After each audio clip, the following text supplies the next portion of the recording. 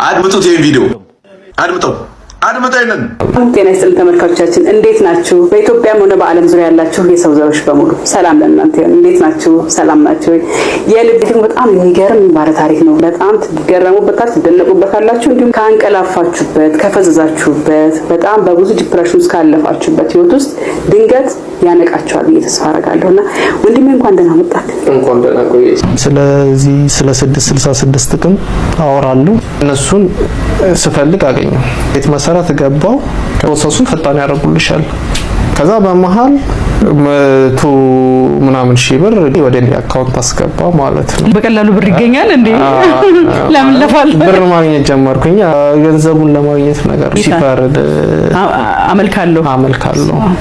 እርዳታ ማድረግ ትችያለሽ፣ መርዳት ትችያለሽ፣ ሰውን መርዳት ትችያለሽ። ውጪ ምንዛሬ እዚህ ደግሞ ለነሱ ገቢ ይደረግላቸዋል ማለት ነው። እንደዛ ነበረ። ፕራይቬሲ መጠበቅ አለብሽ። የድርጅቱ ሚስጥር መጠበቅ አለብሽ። ፕራይቬሲ ማለት ነው። መጠቃት አለብኝ። ብር ሄደን እንወስደውና ብር እንቀበላለን። ሞር ተላመድኩ ነገርና